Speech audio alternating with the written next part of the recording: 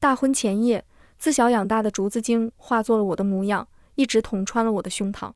他剜出我的眼珠，串成项链，然后顶替我，嫁给了我的竹马未婚夫。爹娘、哥哥都未发现他不是我，却只有他会在他低头害羞之时，满眸柔光散尽，比他往日凶巴巴的样子还要可怕。大家好，欢迎收看达达听书。洞房夜，烛影摇红，齐敏披着夜色走近，俊逸风流，轩然遐迩。新娘的盖头被掀开，女子娇美夺目，艳绝无双，唇边笑容的弧度都与我别无二致。齐敏怔愣了一瞬，似是看直了眼。我想起昨晚南天竺说的话，他说他其实很早就能化醒了，隐忍许久，等的就是这一天。他说他嫉妒我的身份地位，嫉妒我从小受尽家人宠爱，但最嫉妒的是我拥有一个如此完美的夫婿。他只看过他一眼，便深深地爱上了。他说幸好齐敏不爱我，不然他会忍不住将我挫骨扬灰，什么都不会留下。他要让我仔细看着齐敏是如何一步一步地爱上他的。可怎么可能呢？齐敏的凶名全京城无人不知，他曾策马拖着一人跑了一整条街，生生拖出一路的血痕，只因那人言语轻慢，得罪于他。这样的人面对我时，也永远是冷着一张脸，没有半分喜爱。甚至有人恭喜他娶了我这个高门府邸的嫡女时，他也仅淡淡来了句，不过是父母之命媒妁之言，无聊得很。所以我很早就知道齐敏不爱我，甚至是讨厌我。喝下合卺酒，齐敏温柔道：久等了，累吗？说完，他便开始帮南天竺拆卸沉重的头冠，先摘掉，不然脖子会酸。嗓音温柔，眼含笑意，这样的齐敏是我未曾见过的。南天竺很欣喜，乖乖仍由齐敏动作，一双眼牢牢地锁在男人身上。之前不是很怕我？齐敏看了一眼他，淡淡发问。那都是小时候的事了。南天竺柔柔地开口，如今你已是我夫君，哪有害怕自己夫君的道理？齐敏听罢，没再说什么，只是目光一直在南天竺身上。有一个刹那，齐敏的视线停留在了我身上。我紧张了一下，可我很快想起来，如今我只是一缕魂魄，他根本看不见我。你脖子上的项链瞅着有点眼熟。南天竺伸手摸了摸，满脸的幸福。这是及笄那天夫君送我的，只是出嫁前夜。这项链被下人不小心弄断了，少了一颗珠子，这颗是临时补上的，夫君不会怪我吧？齐敏眯了眯眼，没有介意。两人又聊了几句，多是南天竺在说，齐敏在听。他见或回应一两句，许是酒意上头，兴致不如方才。月上中天，南天竺忽然吹熄了烛火。黑暗中，衣料摩擦声传来，南天竺抱住了齐敏。我听见他用我的嗓音低声说：夫君，我好冷，你帮我暖暖身子可好？软玉温香，红烛暖帐，之后会发生什么，可想而知。可齐敏却拒绝了他。眼下我饮多了酒，已是大醉，行房恐会委屈了娘子，今日便早早歇了吧。虽是拒绝，嗓音却极尽轻柔，仿佛生怕眼前人听了委屈。不知为何，我心口有些堵，为自己的死去，还是为齐敏的态度，我说不清。齐敏刚走，南天竺便换了一副面孔。他天真的笑着，抹撒着我那颗圆润的眼珠子。你常说齐敏很凶，是煞神，可他对我明明温柔的不像话。看来他很喜欢我。你从前总是那副怯弱的模样，他怎么可能会喜欢？当然真好呀，以后爹娘哥哥还有夫君的宠爱都会是我的。我看着他灿烂的笑容，心头酸涩。是啊，他是精怪，没有人能看破他的化形。他会顶替我活着，而我会消失得一干二净。可我不甘心，我想着他终究不是我。爹娘哥哥总会有一人看得出来吧。翌日，南天竺早早起床，精心打扮一番，去了书房。齐敏早已穿戴齐整，见是他来，笑意又深了几分。喝完醒酒汤，两人相携去给齐敏的父母敬茶。记忆中，二老一直待我极好，尤其是老夫人，每每见了我，笑意压都压不住。成为一家人后，二老更是欢喜的不行，连声嘱咐齐敏不可薄待了我，恨不得把我当亲闺女一样疼爱。南天竺学着我的模样，小声应诺，眼神却是悄悄打量着齐敏。他喜欢齐敏我是知道的，只不过一夜过后，他的喜欢似乎又上升到了一个新的高度，这般藏不住。娘说的是，儿子必然会好好待星儿。齐敏牵起南天竺，指腹微不可察地摩挲了一下他中指的指腹，虽然动作细微，但我却好像是看到希望一般，冲齐敏大声喊道：齐敏，你察觉到了对不对？那有一道疤痕，是我6岁时你不小心弄伤的，你看出他不是我了，对不对？我激动不已，可齐敏的表情并无变化，墨色的眸子里依旧波澜不惊。夫君可还记得这道疤是怎么来的？南天竺大大方方地摊开右手，掌心向上，中指指腹上有一个小小的月牙形状的伤疤。我如遭雷劈。当然记得。齐敏说着，眉色舒展开来，似不像先前那般拘谨了。他紧紧握住南天竺的手，信誓旦旦，往后我定不会再让夫人受到一点伤害。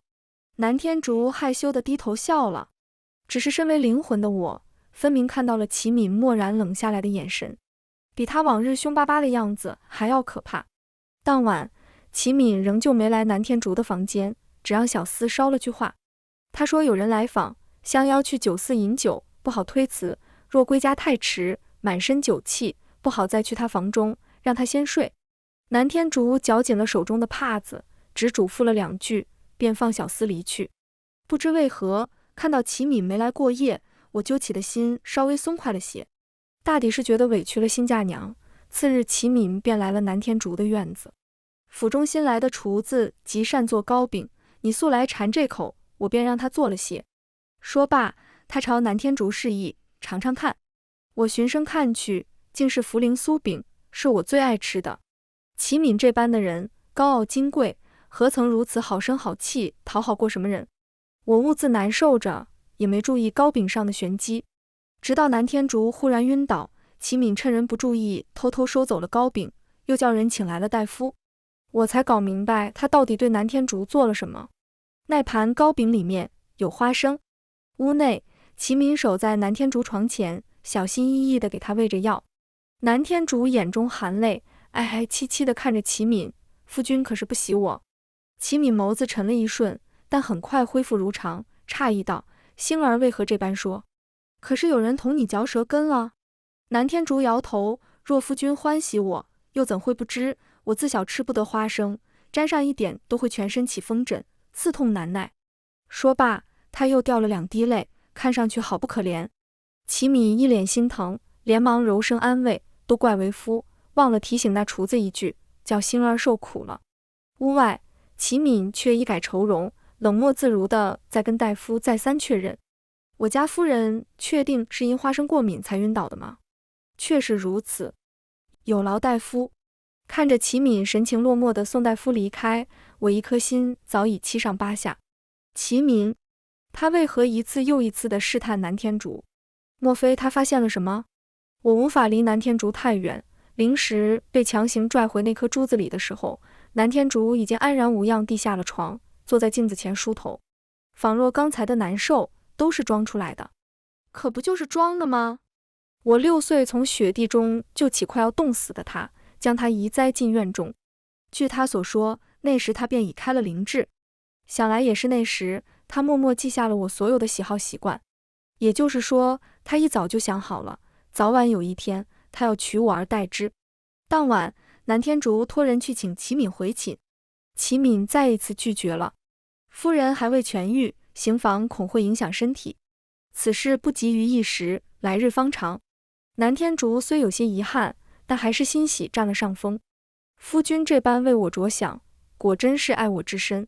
我冷冷地看着他，只期盼明天回门，爹娘和哥哥能看出他这个冒牌货，替我报仇。3朝回门日，南天竺很期待，早早地起床梳妆，还不忘同我炫耀，马上就要见到爹娘和阿兄啦，好开心。不知道他们有没有想我？肯定是想了的，毕竟我是他们唯一的女儿，唯一的一个。马车早已备好，齐敏牵着南天竺坐进马车。很开心。齐敏随意地问道。当然啦，我第一次这么久没见他们，还有点不习惯。他絮絮叨叨地说了些我年幼时同家人相处的闲趣，都是些零碎小事，有的连我都记不清了。那时我身子弱，平素不常出门，也不爱赴那些官家夫人的小宴，也就没什么朋友，闲时无聊，只能和院中的南天竺聊天。我说了很多，从娘亲最拿手的桂花芙蓉饼，到阿兄外出为我折的一束小花，原原本本，事无巨细。谁曾想，反而成全了他。齐敏一直默默听着，偶尔笑笑，没再开口，又是那一副兴致缺缺的样子。他从前也是这般心事重重吗？我不知道。对于这位竹马，我似乎从没有真正的了解过。侯府门前，马车缓缓停下，车帘卷起，迎面便是一张年轻英俊的脸。他灿烂地笑着，眼角眉梢尽是喜意。我一怔，那是阿兄。南天竺如一只归巢的小雀鸟，蹦蹦哒哒地扑进阿兄怀里。被扑了满怀的男人没有半分着恼，反而双臂护住了小姑娘的身子，唯恐她摔倒。小丫头都出嫁了，还怎么不规矩？哪里像个大家闺秀？阿兄嘴上不饶人，可眉目带笑，半分没有指责的意思。星儿好想阿兄啊，阿兄答应给星儿的簪子呢，该不会忘了吧？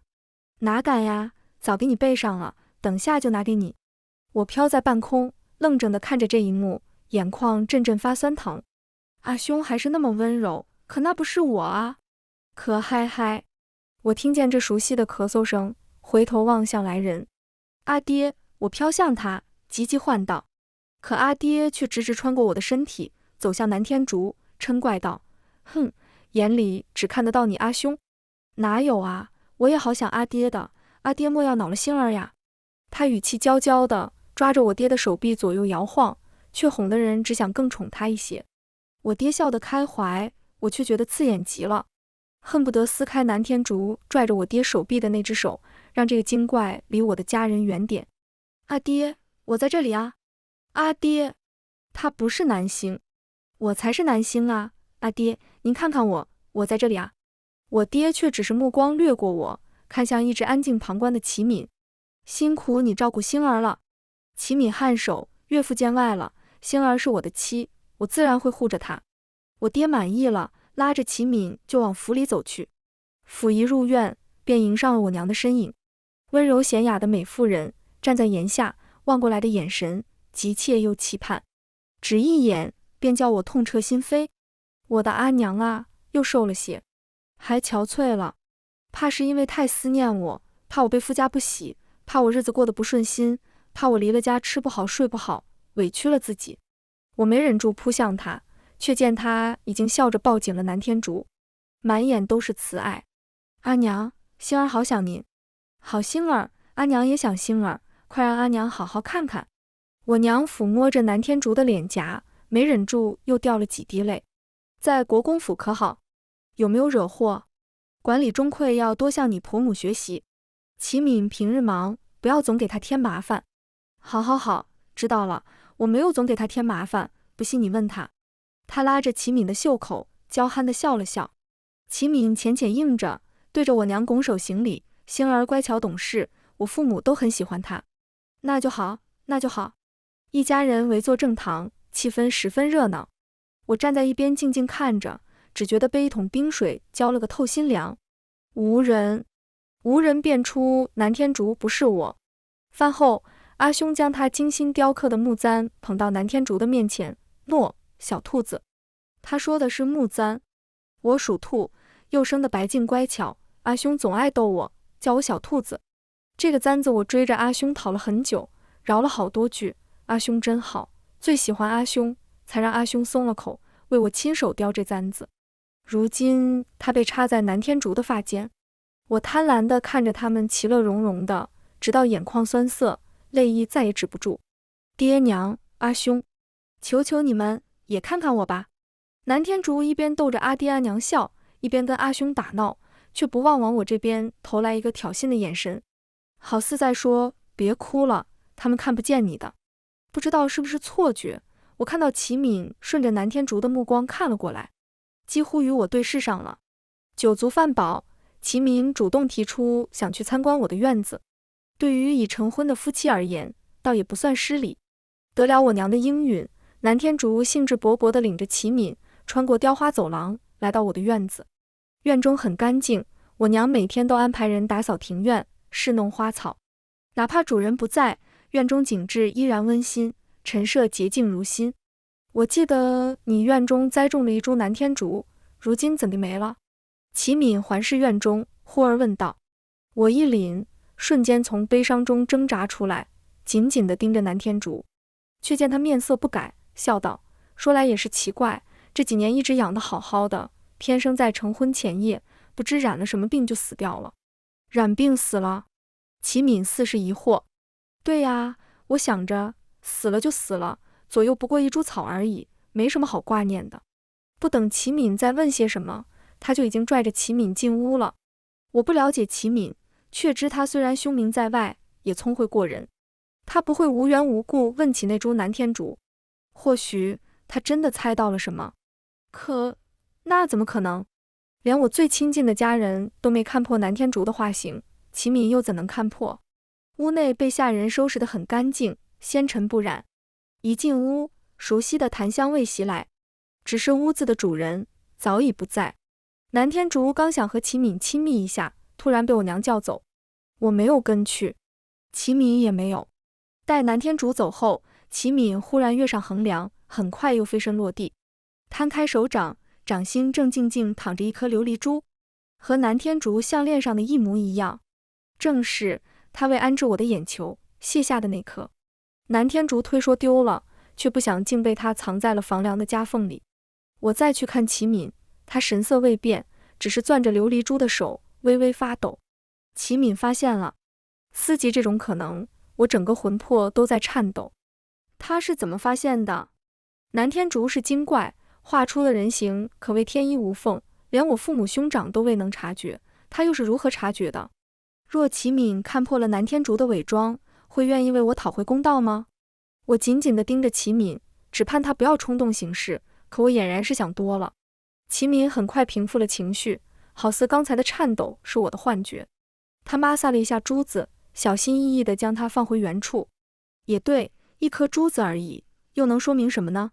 就算他发现南天竺不是我，以他先前对我的态度，为我申诉冤情，也毫不可能。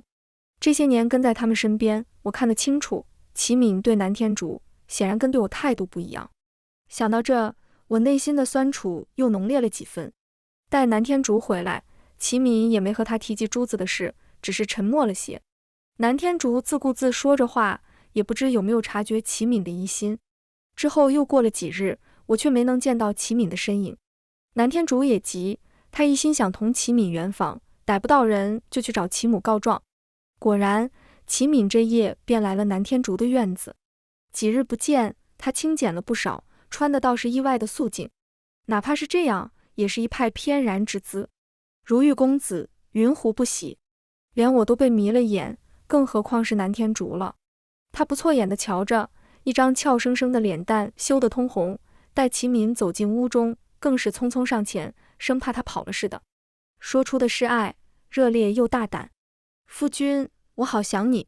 他伸手想抱住齐敏，却被齐敏制止了。作罢，又用衣袖遮住口鼻，咳嗽了几声。星儿，离远一点，为夫染了风寒，怕是会过了病气给你。南天竺小脸明显皱了起来，却明显不是为着齐敏的病。我又不会生病，才不怕呢。闻言，齐敏眉头不着痕迹地动了动，却没有方才那般抗拒了。南天竺见他态度变化，软着声音哀求道：夫君，今晚就宿在我这里吧。他将脸凑近齐敏的胸膛，见齐敏没有抗拒，轻轻贴了上去。良久，齐敏嗓音低沉，道了句好。我朝他看去，只见他眉眼尽是冷淡，哪里见得到方才的半分柔情。齐敏留下过夜，南天竺很是高兴。他命下人准备了一桌子丰盛的晚膳，兴致勃勃地同齐敏讲着这几天发生的琐事。娘同我说，你只是看着冷，心却是热乎的，也是疼我的，让我主动点，好早些为国公府开枝散叶。他为齐敏布着菜，娇声道：星儿也想给夫君多生几个孩子。齐敏眯了眯眼，定定地看着南天竺，良久才应了句：好啊，你想要孩子，我便给你。一句话让南天竺开心的差点跳起来，却让我如坠冰窖。大概这就是喜欢了吧。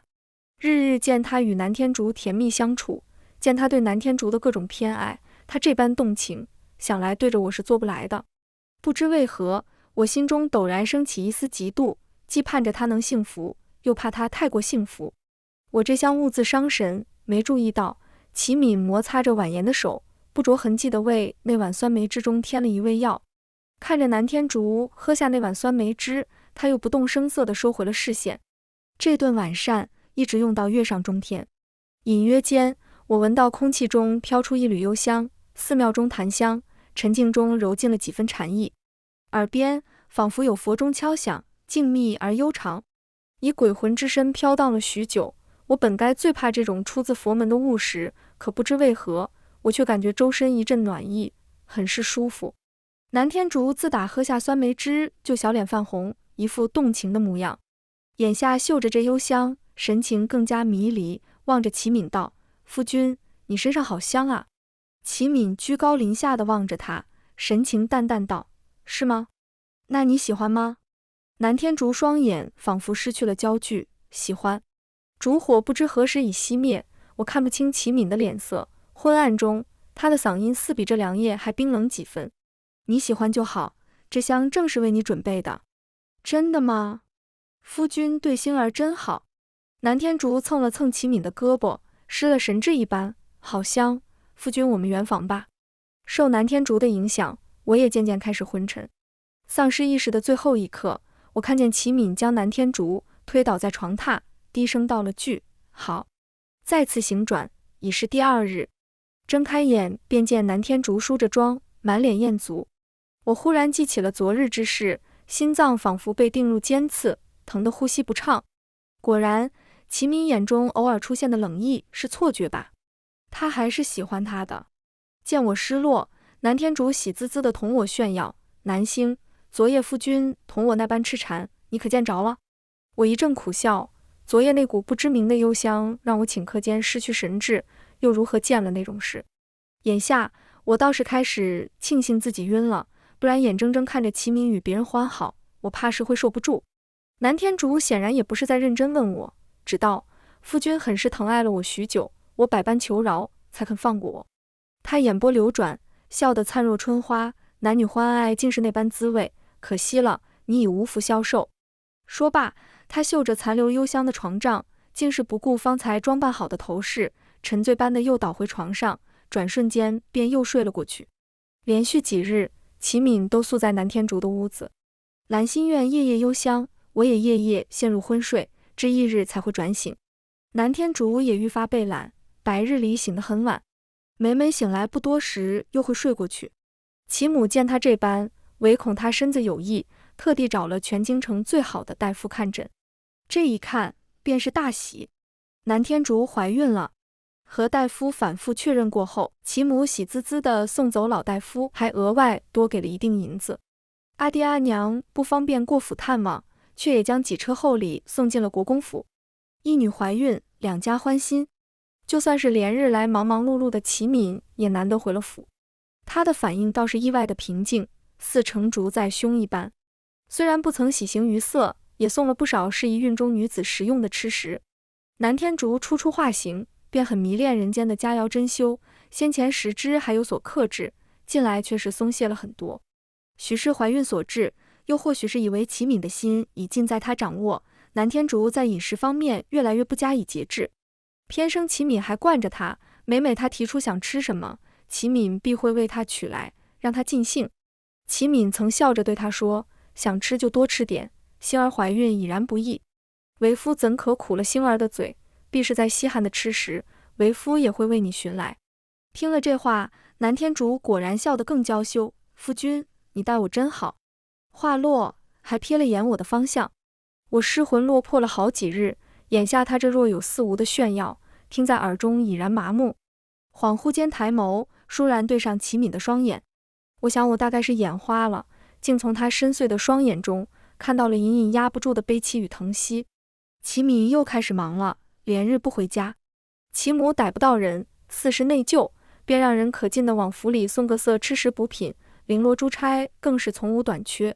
南天竺也似乎并不在意夫君的疏忽，每日吃了睡，睡了吃，单调又悠闲。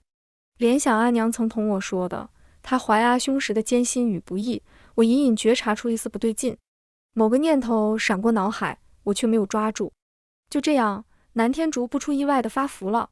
他做人后，头回感觉到了懊恼，摸着自己圆润的脸颊，他委屈地向齐敏讨安慰。齐敏却头一次没有安慰他。端方俊雅的男人仅仅立在那里，也美成了一幅画。可他的面容是美丽，气场却无端的冷淡。他将南天竺上上下下打量了一遍，蹙眉不语。沉默的时间越长，南天竺越慌乱。他伸手抱住齐敏的手臂，如往日一般撒娇：“夫君为何不说话？是星儿变丑了？夫君厌恶星儿了吗？”齐敏最终只是轻叹口气，道：“为夫怎会嫌恶星儿？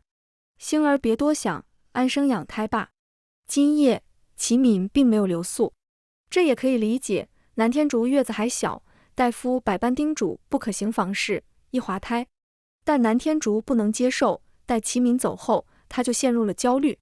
他的情绪一向表露在外，是以我轻易便可窥见他的内心，但我却只叹他求得太多，永远不知足。齐敏这般重情的男子，又怎会因他容貌的改变而心生嫌恶？几日时间匆匆而过，南天竺胎动得越来越明显，身子也难受得厉害。太医未能诊断出病症，只道体寒虚温养，可泡汤泉以保胎。齐敏没做多犹豫，次日便带着南天竺出发去了五华山。马车行至一处幽静的庭院前停下，南天竺兴奋地拽着齐敏的手臂就往里走，而齐敏则回头望向另一条岔路。我顺着他的视线看过去，竹林掩映中依稀能看到那里安置着一辆马车，我阿爹的马车。隐约间，我觉察出这次温泉之行的不寻常。齐敏，你到底要做什么？庄子内的汤池很大，中间由一扇白玉屏风隔绝出了两个空间，腾腾热气，熟悉的幽香扑面而来，熏得我昏昏欲睡。南天竺更是小脸通红，此时他早已泡在热汤中，痴迷地望着齐敏。齐敏也换上了一身轻薄的浴衣，健硕挺拔的身材氤氲在雾气中，更加令人着迷。他下水，坐得离南天竺远了些，蹙起眉盯着他脖子上的项链看了许久，直到南天竺唤他，才抬眼，却不是看向南天竺，而是不远处的那扇白玉屏风。我曾听闻一个传说，想着你也许会很感兴趣。他突然道。南天竺不知何时已经蹭到了齐敏身边，迷蒙地应道：“什么传说呀？”从前有位女侠，偶然救下一只受伤的灵蛇，许是羁旅孤独，女侠竟将灵蛇视作了友人。听罢，我心中猛然一紧，直直地望向齐敏，却见齐敏微微垂了眸子，脸上浮现出一抹沉痛。可灵蛇到底是精怪，沾了太多人气，便生了妄念。他羡慕女侠的潇洒恣意，又向往她策马江湖、逍遥快活的日子。久而久之，羡慕逐渐变为贪念，于是他决定取而代之。他用尽全部妖力，引动了一个十分阴毒的术法。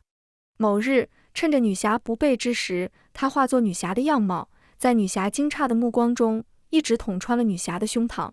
他处理掉女侠的尸身，取下其剑穗上的一根丝线，将女侠的一魄封印其中，又将她镇在了女侠的埋骨之地。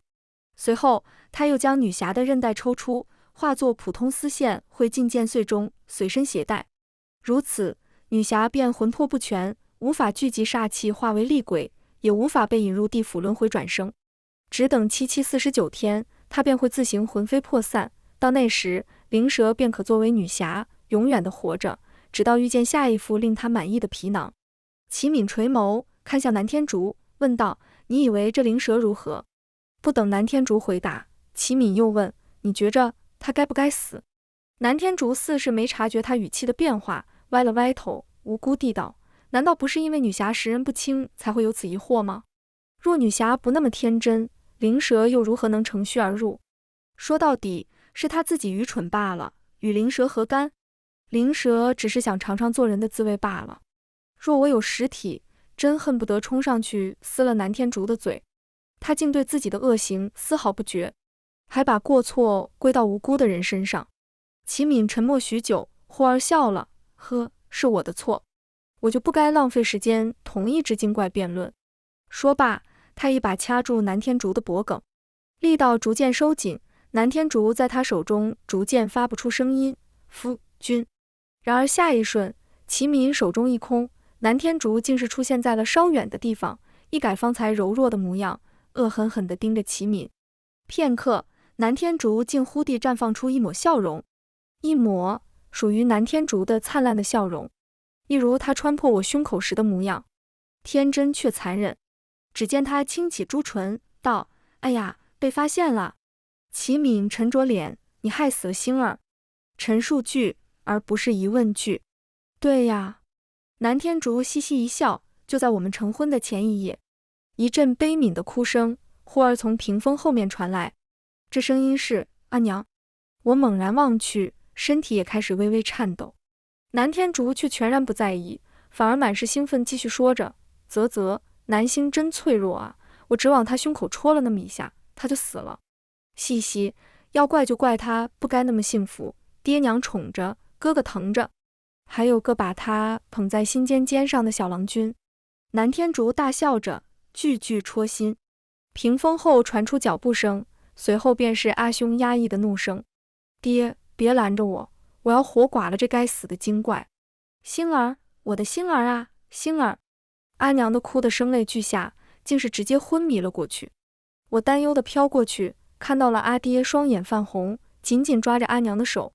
阿兄颤抖着嘴唇抱过阿娘，不甘心地朝屏风看去，复又转身狼狈地离开。我无能为力，只能任由家人离去。见此情景，南天竺笑得更加开怀，随后他看向不为所动的齐敏，脸上又浮现出一丝遗憾：“哎，本来我还挺喜欢夫君你的，但你偏要说这些让我伤心的话。夫君，你不乖哦。”话落，他抬手便向齐敏袭来。电光火石间，忽听耳边诵经声起，圆润高亢，连绵不绝，宛如天降神乐，荡涤心神。南天竺浑身一震，所有动作似乎被一股力量缚住，百般动弹不得。他勉强扶着肚子，浑身抽搐，似痛到了极致。奇怪的是，我并未受其影响，身上没有不舒服的地方。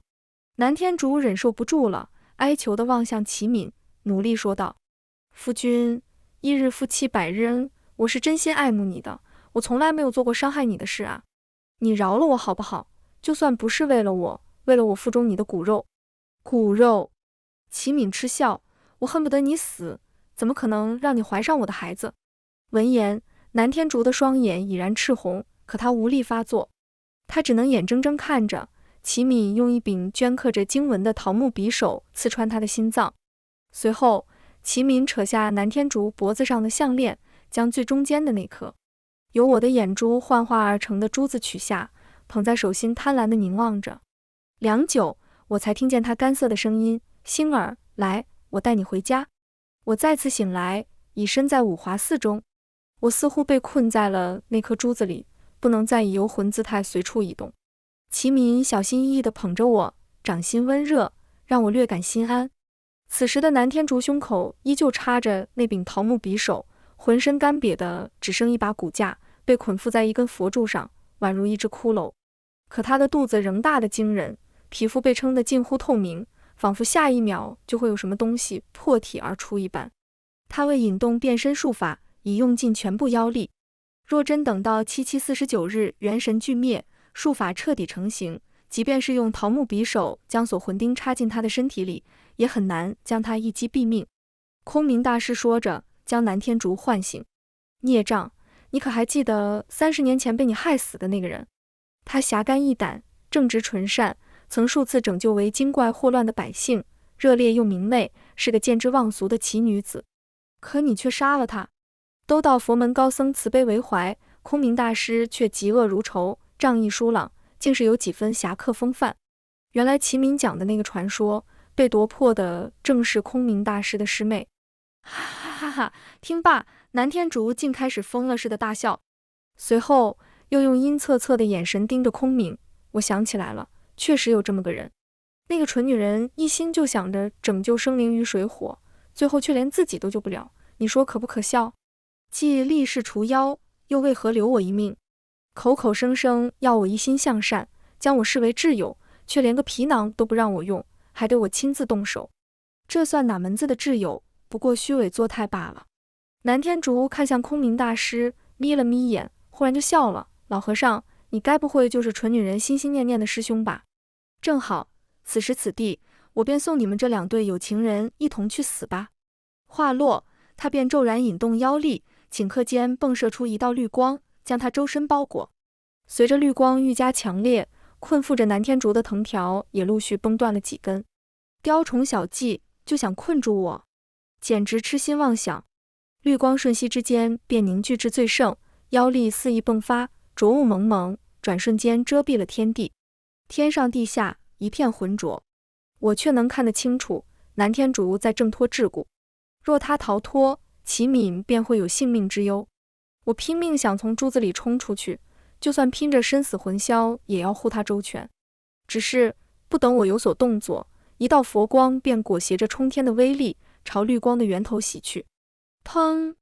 一瞬间，浊雾崩碎，阴晦消弭于无形，天地终归澄净。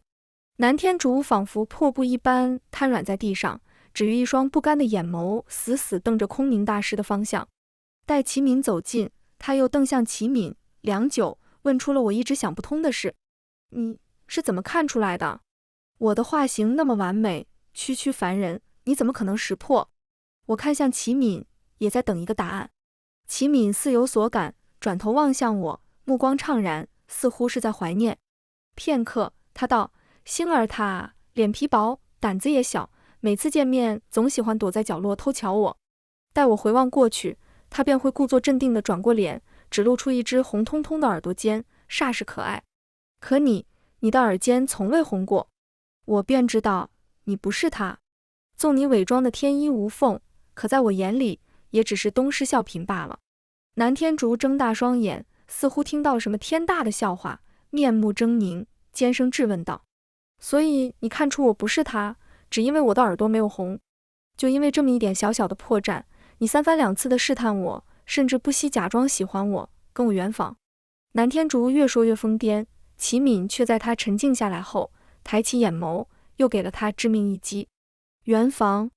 他笑了，如同地府里来的恶鬼，我不过是给你下了点药，你便脑补出了一场春宫宴。你可知第二日早上你对我撒娇时，我有多恶心？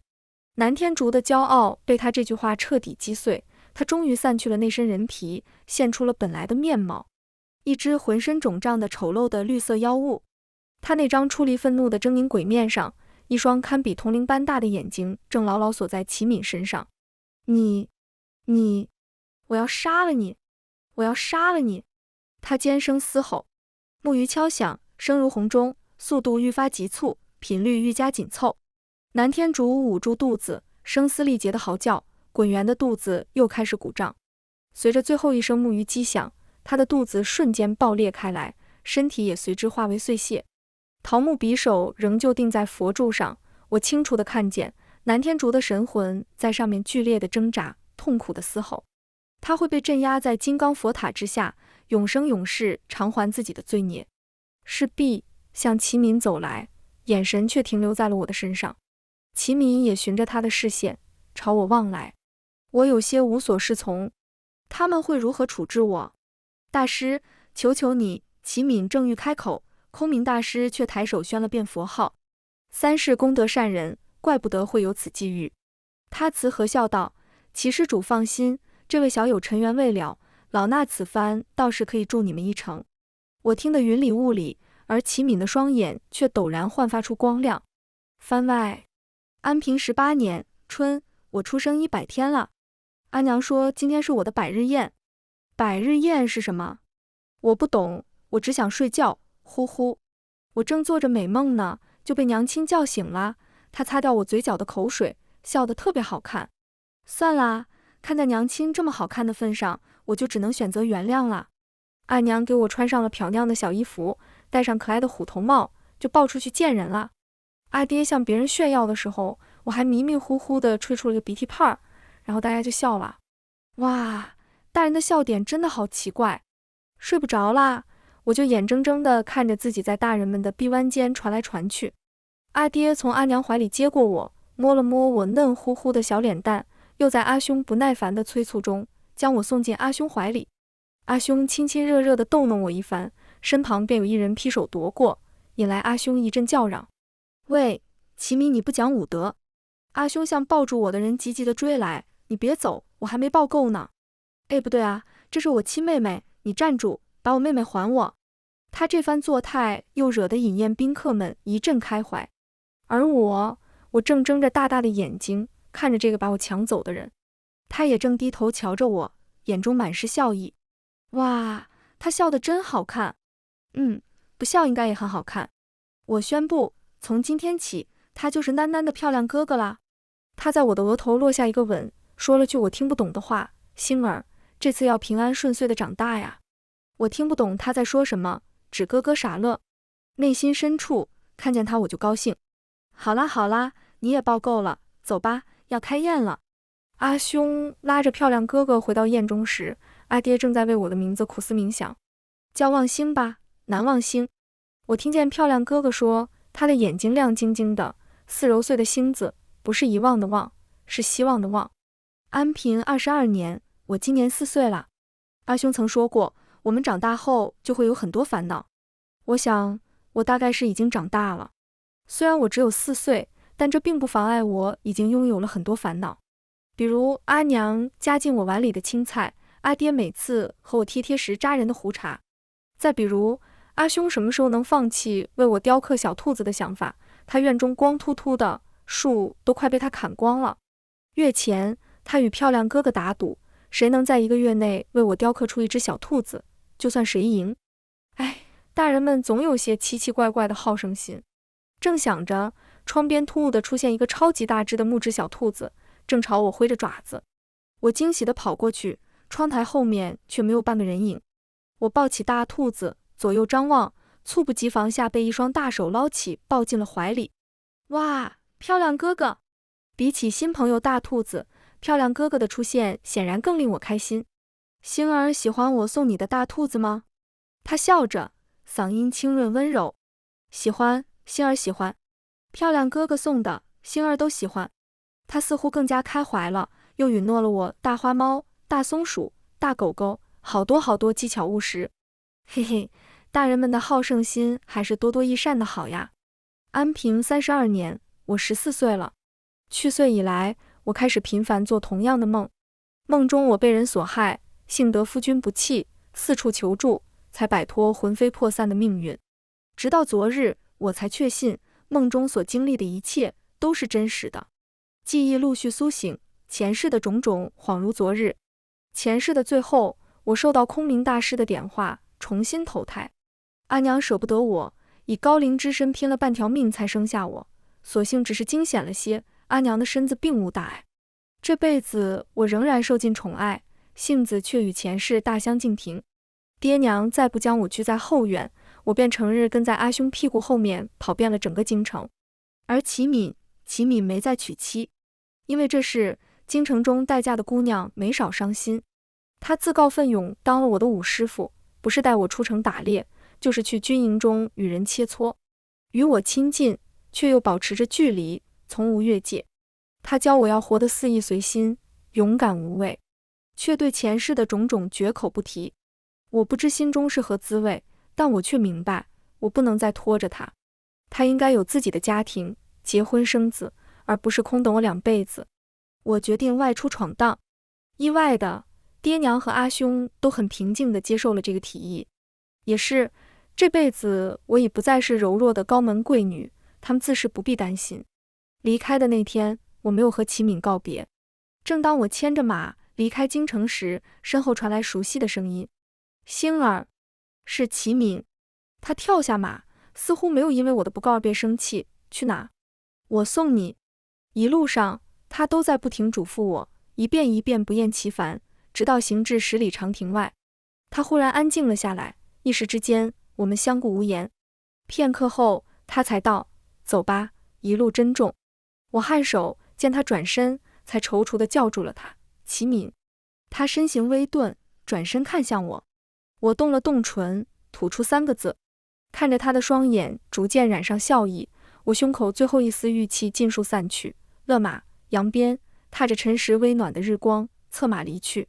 全文完。达达听书，感谢您的观看，每天上新精彩小说，喜欢就订阅吧。